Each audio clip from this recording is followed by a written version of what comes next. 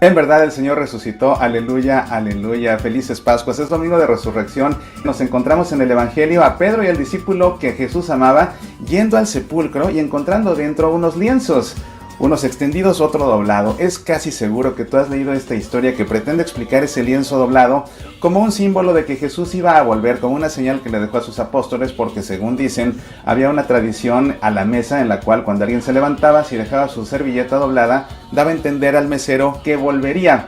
Pero, ¿qué tan correcta es esta interpretación? ¿Por qué no mejor hacemos un detallado análisis bíblico del texto que leemos en el Evangelio en la Santa Misa y llegamos a la conclusión?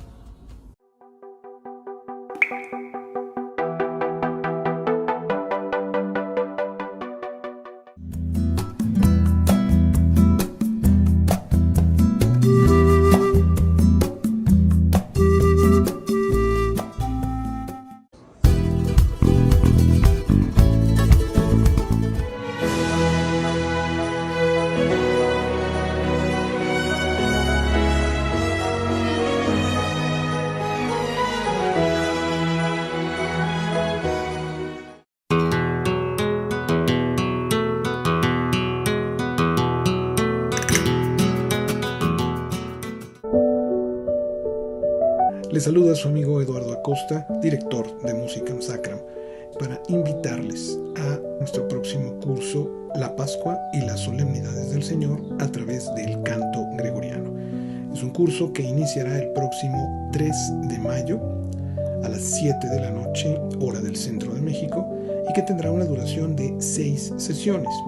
Analizaremos diversos cantos del repertorio gregoriano de este tiempo de Pascua para recordar y analizar todo aquello que la Iglesia nos invita a reflexionar en este tiempo tan importante. La dinámica no es aprender canto gregoriano, sino utilizar el canto gregoriano como un medio que nos permite adentrarnos en la espiritualidad propia de nuestra Iglesia durante este tiempo litúrgico tan importante. Les invito entonces a inscribirse en nuestro sitio de internet www.musicamsacram.com, La Pascua y las Solemnidades del Señor a través del canto gregoriano. Les aseguro que encontrarán muchos elementos que les ayudarán a vivir de una manera distinta este tiempo litúrgico. Gracias por su atención, espero verlos en el curso.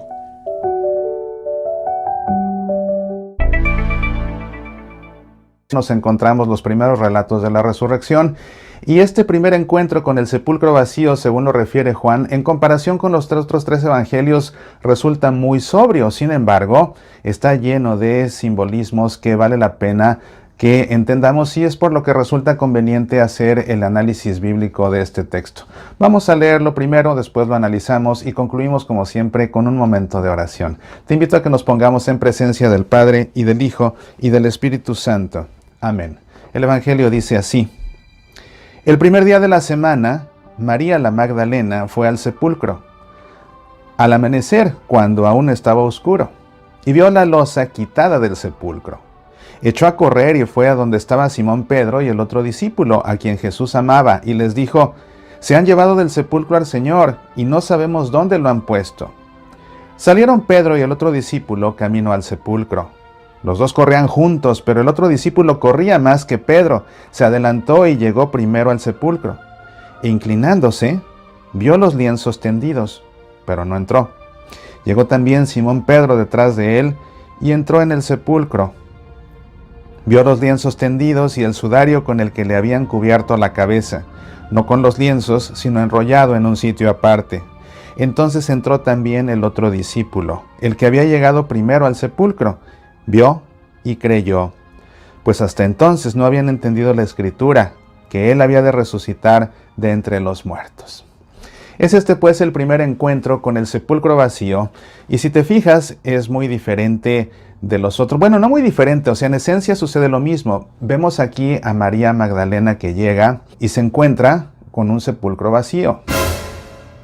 A diferencia de los otros evangelistas, porque María Magdalena simplemente lo encuentra vacío y de inmediato corre donde Pedro y el discípulo amado, pues vemos por ejemplo en el caso según San Lucas que cuando llega las mujeres, de hecho él menciona una mujer más que se llama Juana, que según la tradición esta Juana era esposa de uno de las personas que trabajaban para Herodes. Pues esta Juana acompaña a las mujeres, llegan al sepulcro según Lucas y se encuentran ahí a dos hombres con vestiduras resplandecientes que les dicen que pues el no está el viviente. En el caso del Evangelio según San Marcos se encuentran un ángel que les dice que el Señor ha resucitado. En el caso de Mateo, que resulta más elaborada y más dramática la escena de la resurrección, incluso ahí recordarás que se habían mandado poner unos soldados custodiando el sepulcro, de manera que en el Evangelio según San Mateo vemos un ángel que viene un terremoto y el ángel quita la piedra que cubre el sepulcro y es cuando Jesús resucita. Pasajes diferentes, en esencia lo mismo, pero cada quien contándolo con detalles únicos al relato de cada quien, según lo que ellos van refiriendo y según lo que les va interesando. Te digo, el texto más sobrio de todos es este de Juan, como puedes ver, simplemente llega aquí María Magdalena y ve el sepulcro vacío y de inmediato corre con los otros dos que vienen de inmediato a ver qué. Cosa que también había referido Lucas. Vamos pues a entrar en detalles para poder sacar más riqueza a todo este texto. Esta pericopa se encuentra colocada en una sección grande del Evangelio según San Juan, ya para llegar al final del Evangelio, que se conoce como el día de la resurrección. Ese es su contexto amplio. Y su contexto inmediato, lo que sucede antes y lo que sucede después, bueno, pues inmediatamente antes encontramos la perícopa que habla de la sepultura de Jesús, y la perícopa posterior es la aparición del resucitado a María, la de Magdala. Pues es ahí donde tiene ese encuentro en el que ella lo confunde con un jardinero. Cuando ve que es Jesús, ella lo toca y Jesús le dice, no me toques porque todavía no voy con mi padre. En fin, esa es la historia. Es hasta ese momento que Jesús se le aparece a María Magdalena. Por lo pronto, ella simplemente ve un sepulcro vacío. ¿Quiénes son los actores que intervienen en esta perícopa?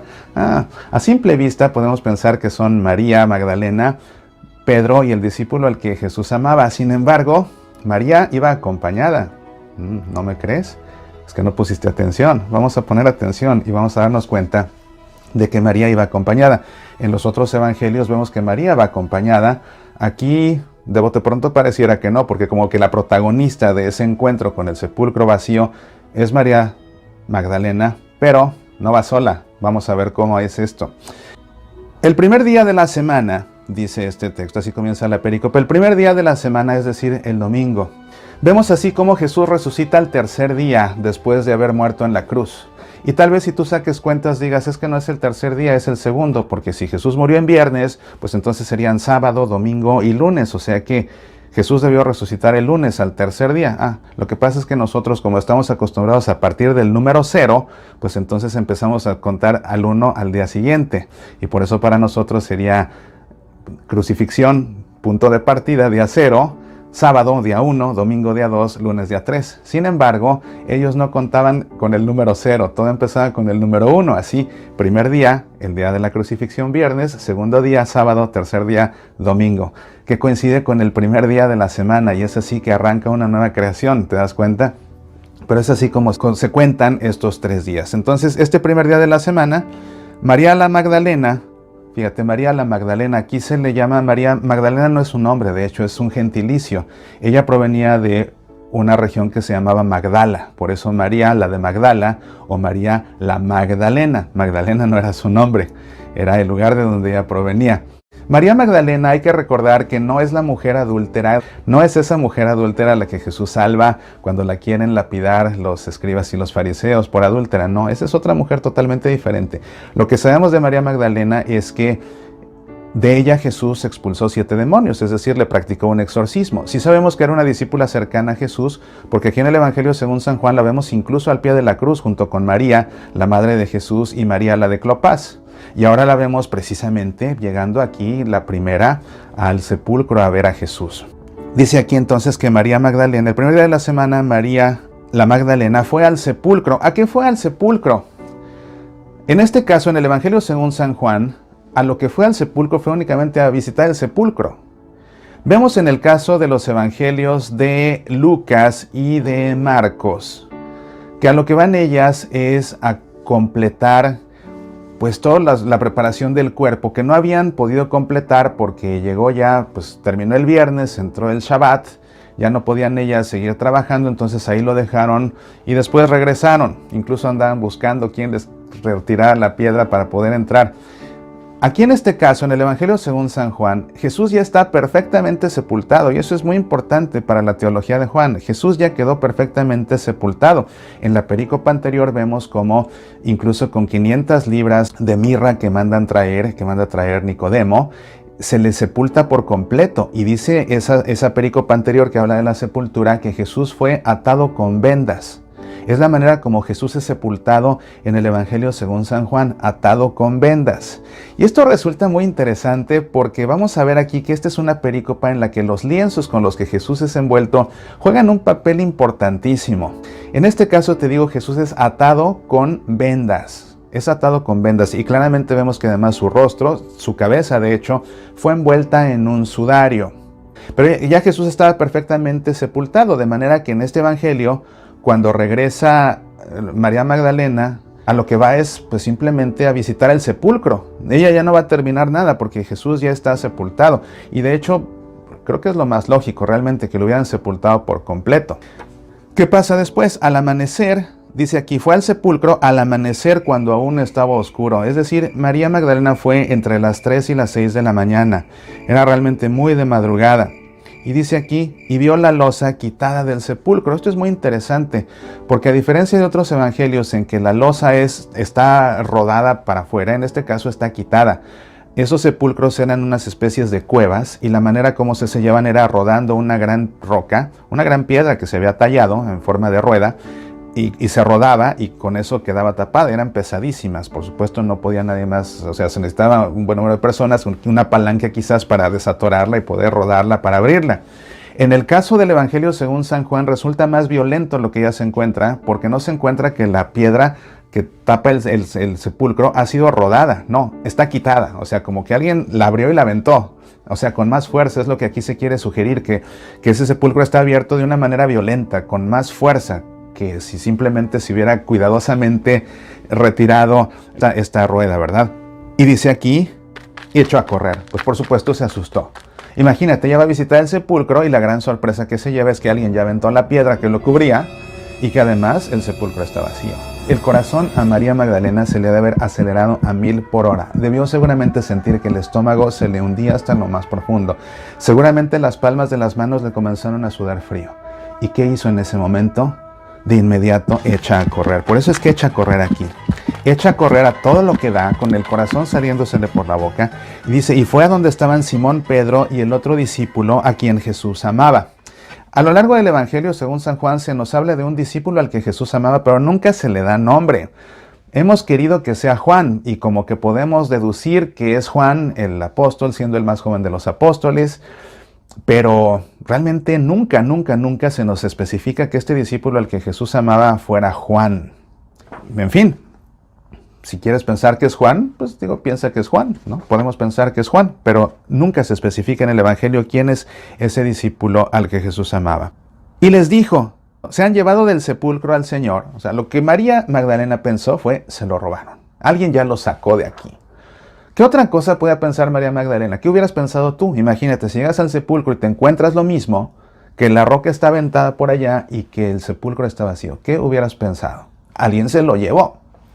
Es lo que ella piensa, por eso les dice, se han llevado del sepulcro al Señor, no les dice resucitó, ¿no? Ella les dice, se lo llevaron, se han llevado del sepulcro al Señor. Y no sabemos dónde lo han puesto. Ah, interesante dato aquí.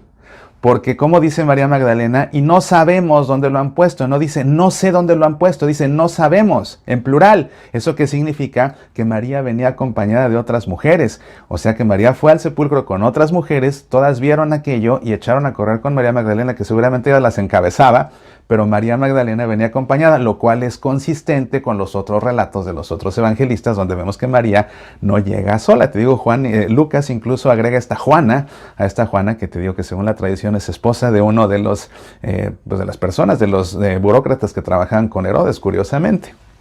Por eso hay que poner atención a todo, la forma en que están conjugados los verbos y todo nos dice mucho, y aquí vemos que no iba sola, aunque te digo como que es realmente la protagonista de todo este momento, hasta este punto. Porque ¿qué sucede entonces? Dice, No sabemos dónde lo han puesto y entonces salieron Pedro y el otro discípulo camino al sepulcro. A partir de ahora los protagonistas son Pedro y el discípulo amado. Los dos corrían juntos, por supuesto que no iban a ir caminando. Fueron de inmediato a ver qué estaba pasando.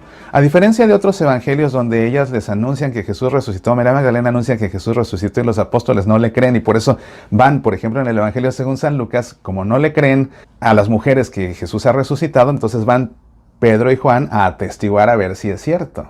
En este caso no es que no les crean, porque no les han dicho nadie de la resurrección, simplemente les dicen, oye, fuimos, lo que alguien se lo llevó. Entonces van corriendo para investigar qué fue lo que pasó.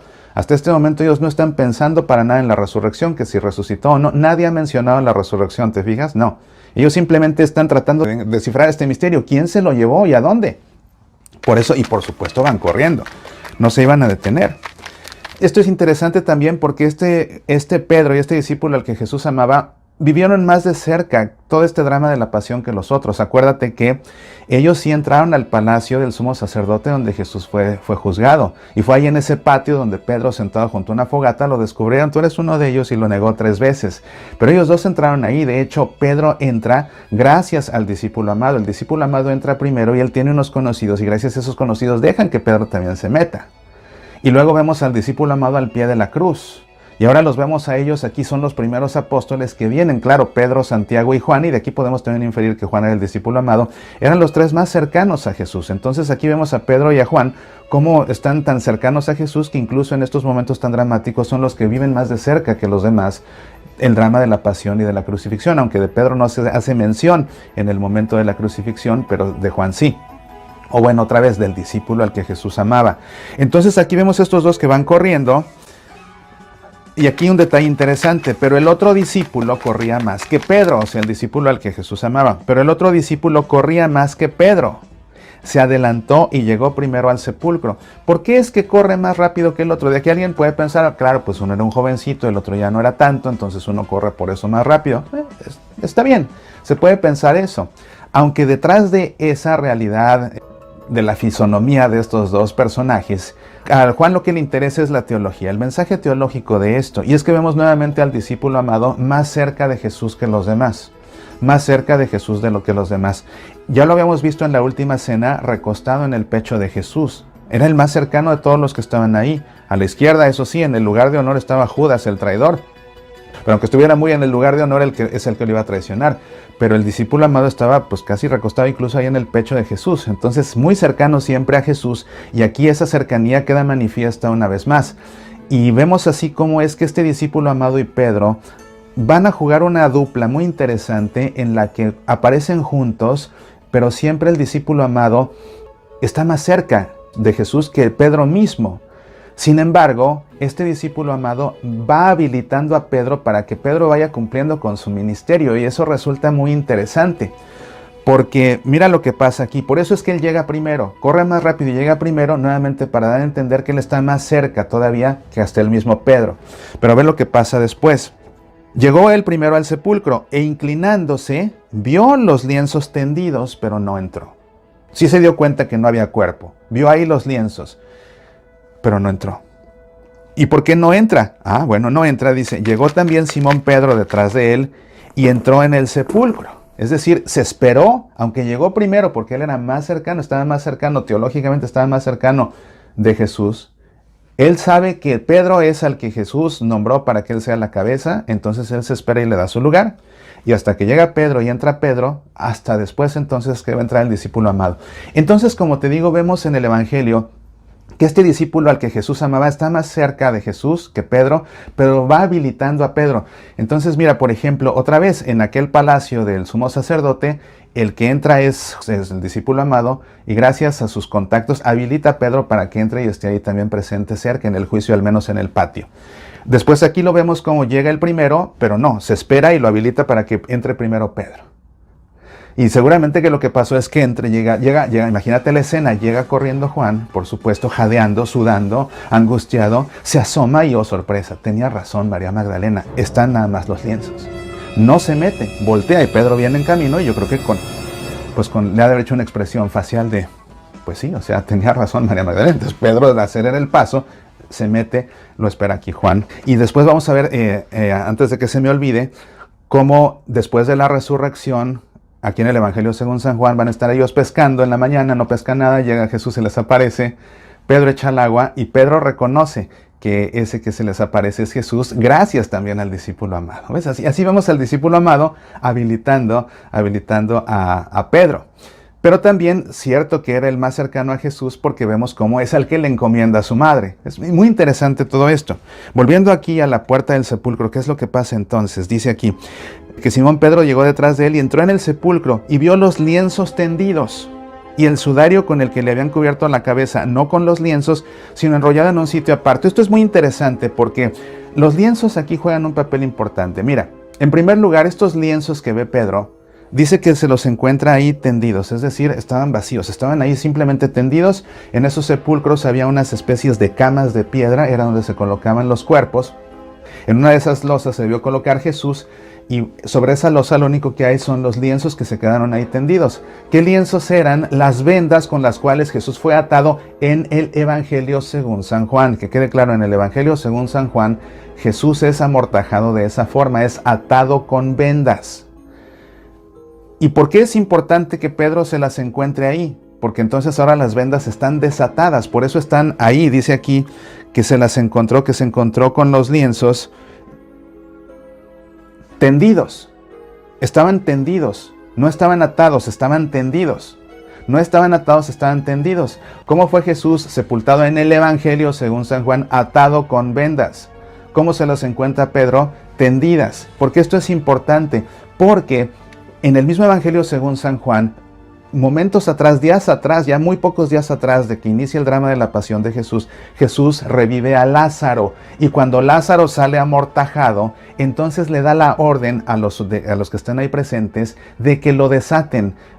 Para contrastar aquí, Juan establece el contraste en su Evangelio. En tanto que Lázaro, que fue revivido por Jesús, tuvo que ser desatado de su mortaja por alguien más. En el caso de Jesús, Jesús se desata solo. Él resucita. Al otro lo revivió Jesús, es decir, Lázaro no revive por sus propias fuerzas, en tanto que Jesús sí resucita, no revive, resucita por sus propias fuerzas, y por eso Jesús mismo se desata y deja ahí esas vendas, esos lienzos desatados.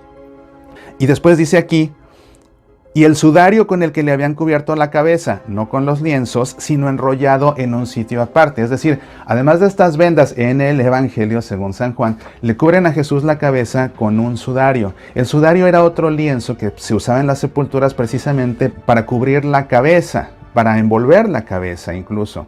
Hay quien piensa que a lo mejor el sudario se usaba precisamente para atar la mandíbula y que no se abriera, aunque lo que otros piensan es que realmente se empleaba para envolver la cabeza. Y fíjate que es diferente. Esto quiero aquí abrir un paréntesis muy pertinente para hablar de la famosa sábana santa que se encuentra en Turín, la famosa síndone.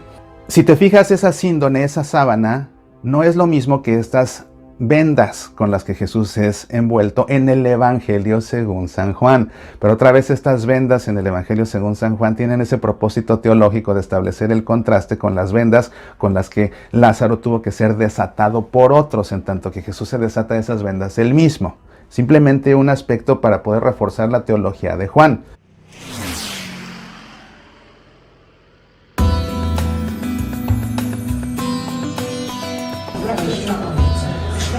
Aquí podemos ver esta réplica de tamaño real del manto de Turín original.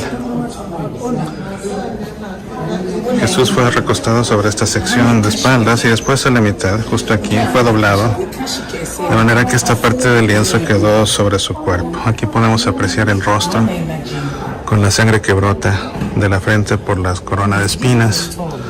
Aquí vemos sus manos cruzadas y alcanzamos a apreciar también la marca de la sangre que brota de una de sus muñecas donde fue traspasada por el clavo.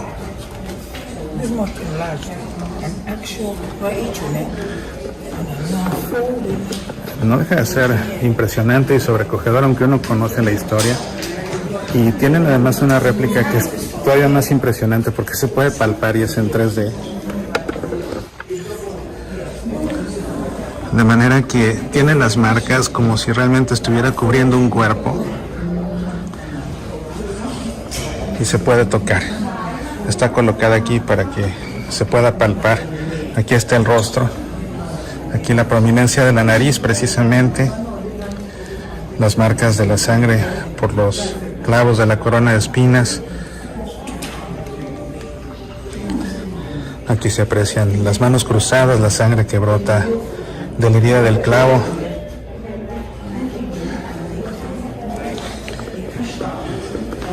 De manera que palpar esta réplica es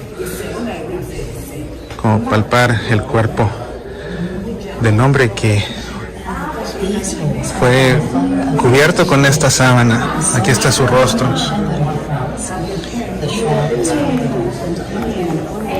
Que aunque no tenemos una garantía absoluta, todo parece indicar que ciertamente es la sábana donde fue sepultado el cuerpo de Jesús. Todas las marcas de las heridas coinciden con la crucifixión narrada por los 4 evangelios. Los diferentes estudios científicos que registran tipo de polen de aquella región, fibras de una tela que corresponde a ese tiempo, el tipo de la sangre del hombre que es AB, que es la sangre propia de los judíos. Cuando ha sido revisada por forenses se encuentra en el rigor mortis propio de un difunto, de manera que quien estuvo envuelto ahí no era alguien vivo que pudo haber sido cubierto con propósitos de estudio o artísticos, no. Era realmente un hombre muerto que tenía todas las características de las heridas descritas en los evangelios. De manera que resulta verdaderamente sobrecogedor. ¿Qué pasaría si un día categóricamente afirmaran y demostraran que no fue Jesús el que estuvo envuelto en la sábana santa? Para nuestra fe no pasaría nada, porque nosotros creemos en Jesús, no en una sábana santa. ¿Qué pasaría si alguien categóricamente demostrara que en efecto Jesús estuvo envuelto en esta sábana santa? Sería entonces una reliquia de valor incalculable, de valor prácticamente divino. Nos falta ese poquito de garantía, pero todo parece indicar. Nuestra fe no depende en una sábana santa, sino en Jesús. Pero ciertamente que esta sábana santa nos acerca a Él de una manera impresionante. Contemplarlo es sobrecogedor y es solamente una réplica.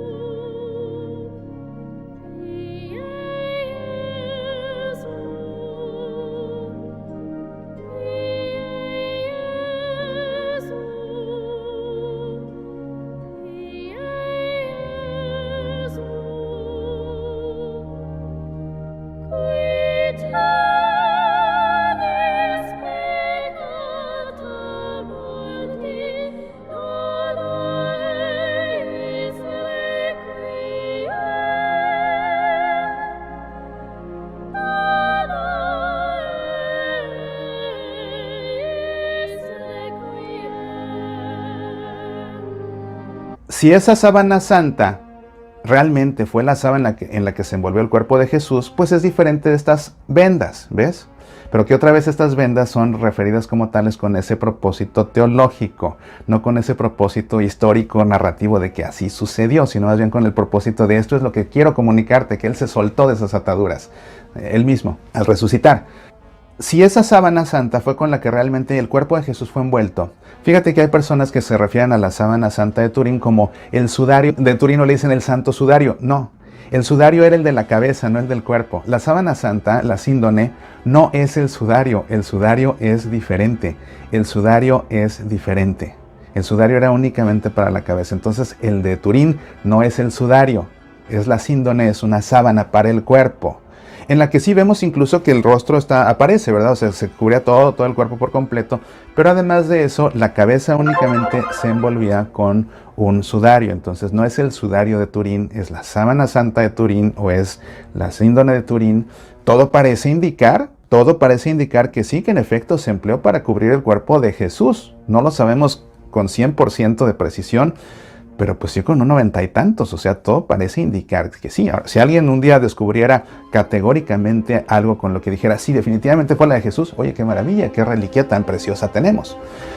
Y qué bueno, qué gusto nos daría a todos. Si alguien en determinado momento dijera, ¿saben qué? Ahora sí, esta prueba es categórica, contundente, irrefutable, y ya la comprobaron otros 7 científicos, pues ¿qué creen? Que no es realmente en la que se envolvió el cuerpo de Jesús. ¿Qué pasaría? Nada. Pues bueno, qué bueno, al menos nos ayuda a comprender cómo eran las crucifixiones, pero no depende de nuestra fe de que la sábana santa sea en verdad aquel lienzo con el que se cubrió a Jesús o no. Te digo, los grados de probabilidad son altísimos por tantas evidencias que se han encontrado, pero no lo sabemos a ciencia cierta y últimamente de eso no depende nuestra fe. Nuestra fe depende únicamente de Jesús, pero insisto, ese no es el sudario era únicamente para la cabeza. Y dice aquí, el sudario con el que le habían cubierto la cabeza, no con los lienzos, sino enrollado en un sitio aparte.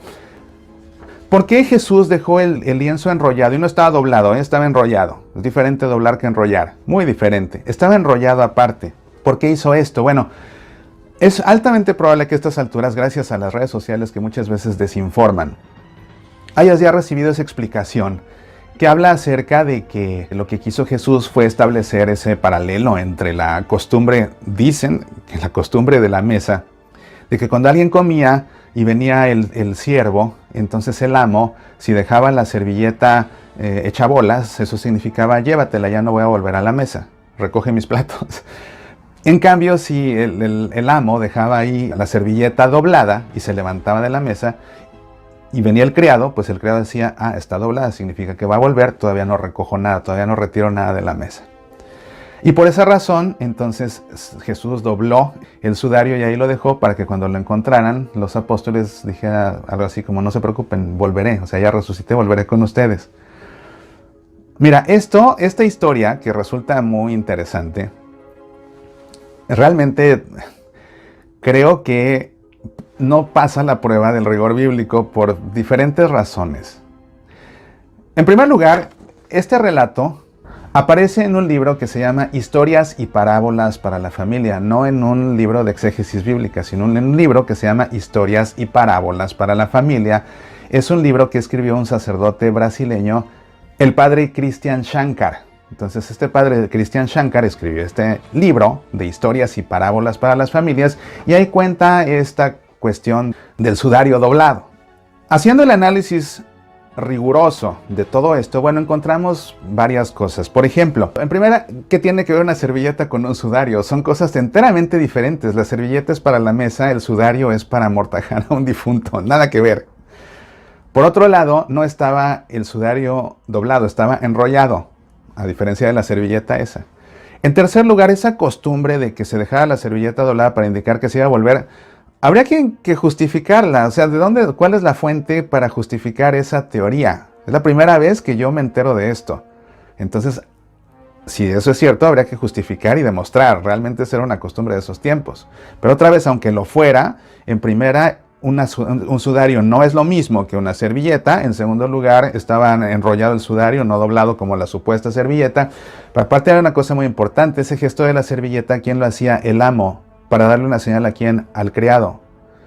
Y aquí Jesús, en el Evangelio según San Juan, en la última cena, él asumió el puesto, siendo el maestro y el Señor, asumió el puesto del esclavo de más baja categoría, asumió el puesto del siervo más extremo, haciendo el trabajo del esclavo de más baja categoría que nadie quería hacer, que era lavarle los pies a los apóstoles, no solo para enseñarles que así tienen ellos que amarse sirviéndose al extremo como él, sino también como una señal profética de que ese servicio extremo es simplemente una profecía, es un signo profético de su servicio más extremo que va a ser por la humanidad, que va a ser morir en una cruz.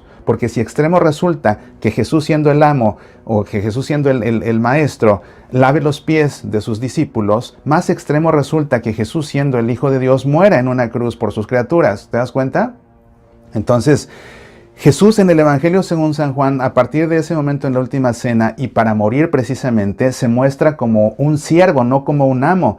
Y además hay un gesto muy importante que tiene que ver con ropas, otra vez con telas. En la última cena, antes de lavar los pies de los apóstoles, Jesús se despoja de las vestiduras y las tira en el suelo. Y cuando termina de lavar los pies de los apóstoles, las recoge y se las pone. Y ese tirar las vestiduras significa que se despoja de su vida.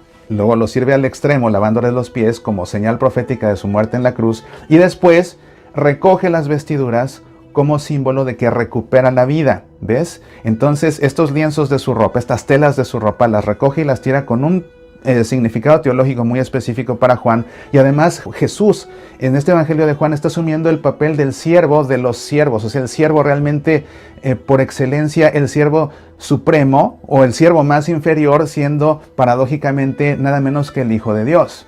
Entonces, asumiendo el papel del siervo, ¿por qué es que en el sepulcro al resucitar va a querer asumir el papel del amo? Cuando todo esto ha sido un servicio a la humanidad, Jesús sigue siendo el siervo, entonces no va a asumir el gesto de un amo. ¿Te das cuenta? Y en todo caso, si eso hubiera querido comunicar Jesús, bueno, pues entonces, dado que a Juan le importa tanto cómo Jesús interactúa con las telas, claramente, porque así sucedió en la última cena en el lavatorio y así sucede ahora en la resurrección, pues entonces, si Jesús quisiera comunicar algo con una servilleta, lo hubiera hecho en la última cena. Y quizás después de anunciar al traidor y dar sus discursos de despedida y todo eso, como hace en el Evangelio según San Juan, hubiera doblado cuidadosamente una servilleta y lo hubiera colocado ahí, y Juan hubiera dicho, y antes de salir del cenáculo, el Señor dejó la servilleta doblada. Ya, para que entonces todo el mundo dijera, señal de que va a regresar, señal de que va a regresar. ¿Ves? O sea, nada que ver realmente esa historia de la servilleta doblada y el sudario, nada que ver. Queridos amigos, por eso es por lo que es importante hacer un análisis bíblico serio. Hay historias que suenan muy bonitas y muy románticas, pero que no son necesariamente la verdad. Como puedes ver, cuando un texto se saca de su contexto, uno puede hacer que suene a lo que uno quiera. Ubicando en el contexto y viendo entonces, está en el Evangelio según San Juan. Jesús manipula las telas de una manera específica con un propósito teológico o con un mensaje teológico muy concreto. En el Evangelio según San Juan, Jesús está asumiendo el papel del siervo, entonces no podrá aquí hacer el gesto del amo de la casa, siendo que él sigue siendo el siervo. ¿Te das cuenta? Entonces, por eso es por lo que ya en el contexto del Evangelio según San Juan y en el contexto de la muerte y resurrección, nos damos cuenta de que realmente eso no tiene sentido. Ahora, ¿por qué? Ahora, ¿por qué sí? Que lo que nos importa es eso. ¿Por qué Jesús enrolló el sudario, a diferencia de los lienzos que dejó ahí desatados? Precisamente él se desató y él ahí los dejó desatados. ¿Por qué el sudario lo enrolla? Precisamente para dejar claro, y todos estos lienzos ahí abandonados y enrollado cuidadosamente, son la garantía de que nadie se robó el cuerpo de Jesús. Porque si alguien se lo hubiera robado amortajado, porque alguien que se roba las cosas no tiene tiempo que perder, se lo hubieran robado amortajado.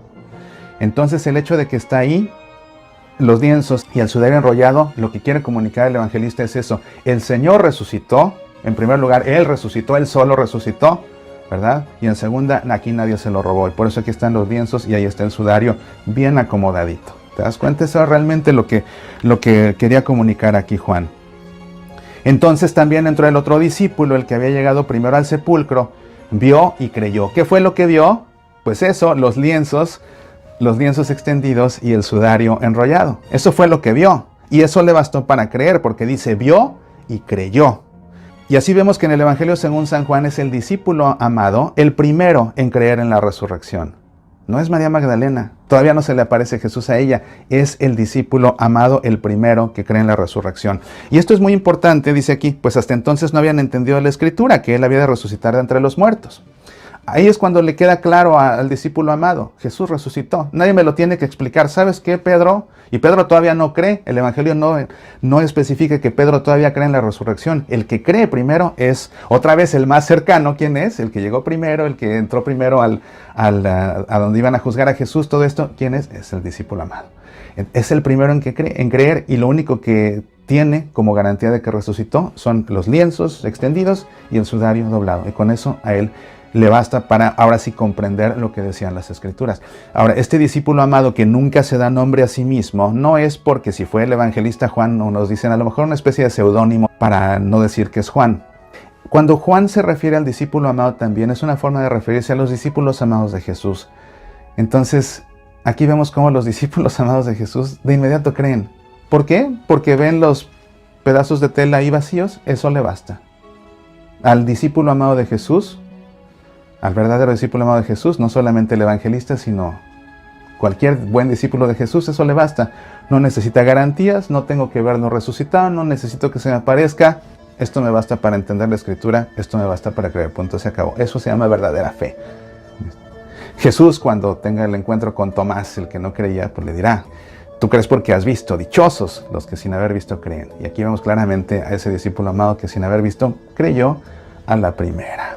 Un texto fascinante, te digo, cómo es el relato más sobrio del primer encuentro con el sepulcro vacío de los 4 evangelios, pero cuánto se le puede exprimir cuando se lee cuidadosamente la forma de los verbos, lo que dicen las palabras, relacionar lo que Jesús hace en otros pasajes del evangelio con las acciones que puede estar realizando aquí. Todo eso nos ayuda realmente a comprender el evangelio, y seguramente que esta explicación, ya una vez que la sumes a la homilía que predique tu sacerdote en la Santa Misa, te van a hacer que este pedazo del evangelio, este texto del evangelio tan fascinante, deje mucho en tu corazón.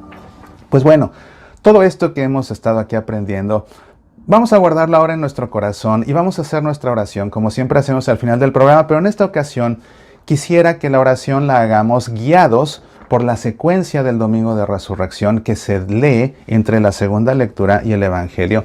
Y quisiera que esta sea nuestra oración en esta ocasión por 2 razones. La primera, porque es hermosa esta secuencia. Y segunda, porque tristemente en muchas parroquias se la brincan olímpicamente y se van de la segunda lectura directamente al Evangelio y se pierden de este texto tan hermoso propio para este Domingo de Resurrección. Así que vamos pues a hacer de esta secuencia nuestra oración para concluir este programa.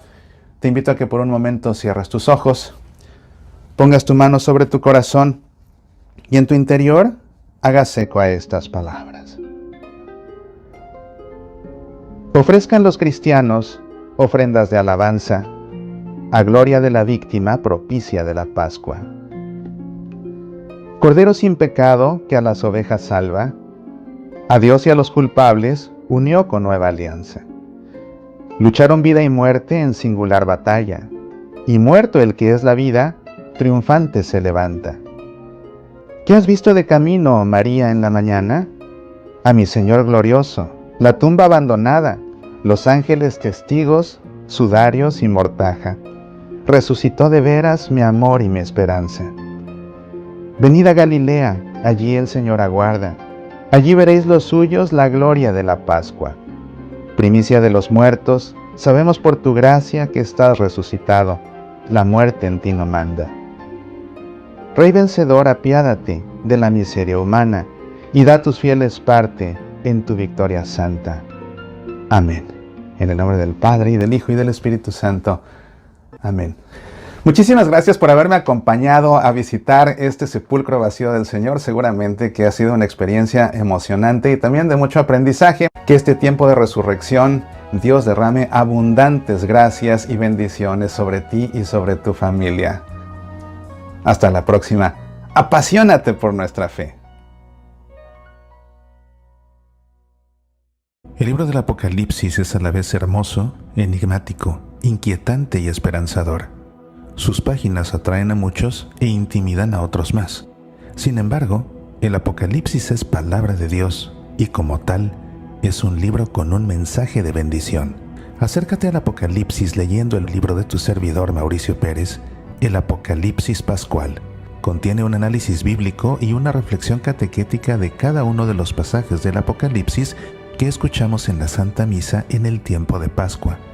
El Apocalipsis Pascual, disponible en Amazon, el Apocalipsis Pascual. Medita, aprende, apasionate por nuestra fe.